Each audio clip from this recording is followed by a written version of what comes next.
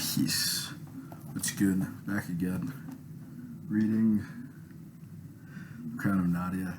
I wanted to do a live reading, but I was so excited to get this done and to do this and to continue doing it that I really didn't have any interest of waiting for people to sign in, for people to hear about it, to promote it, and all that kind of stuff. I really just love being able to just read it, enjoy it, and give it to you. So today we're just on chapter 2, Time and Space, A Life After Death, with the POV of Rose and Paz and Dali. Rose, peace, hurry. Alright. I'm not doing voices. I already said this. I'm not doing any voices. He sat with his back facing the door, staring out the walnut windows overlooking the lake. It was a dream for most people, sitting above the clouds, dressed in a navy blue bespoke suit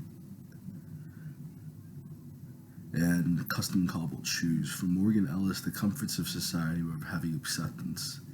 The ex-soldier had grown used to the cots and floor mats, the discipline and order of military life. To play civilian was one thing in itself, but to play a millionaire was a whole new headache. He sat with his back facing the door, a book underneath his hand, legs crossed in lotus position. He claimed it helped him think better, his spine fully aligned like an antenna connecting him to God. He sat with his back facing the door in his small office overlooking the city skyline, legs crossed over the other in lotus position. The door knocked twice, his ears perked up, his eyes glued to the book but no longer reading it. Training was hard to shake, but that and PTSD. Maybe he shouldn't sit with his back towards the door, but you'll never fully adjust to society if you don't embrace these meaningless tests.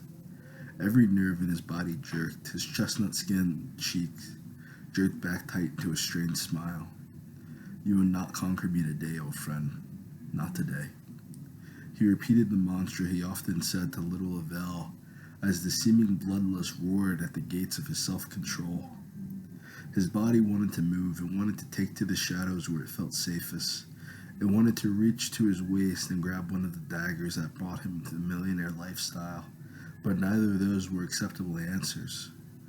There were no shadows, no daggers, but the far more disturbing reality, nothing to hide from. He could sit like this for days on end without eating or seeming to sleep. I wondered if he was even human anymore. After all he's been through in his life, his ex-girlfriend was happy to offer me the job as his housekeeper, to make sure he was okay as his mind slowly deteriorated from isolation. I watched him from the doorway, leaving him quickly. He owned a home, but he was rarely ever home. I felt bad for taking her money, but she seemed to think it was important someone to be here to watch his home. He doesn't come back.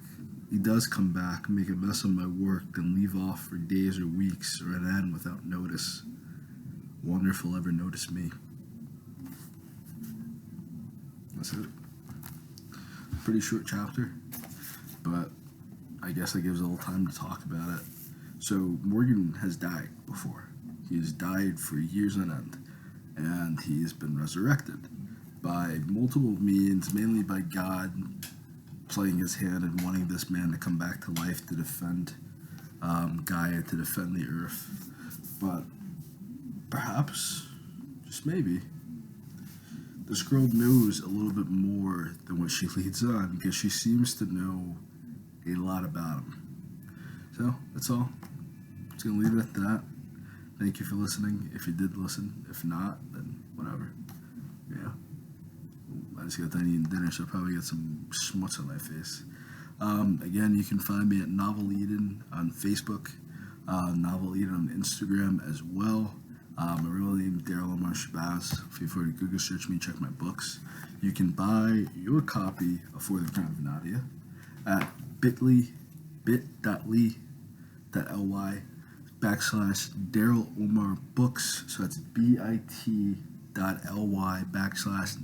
Omar Books. I really hope that you do decide to get your copy so you can read along with me. And that's it. That's all I'm going to do for now.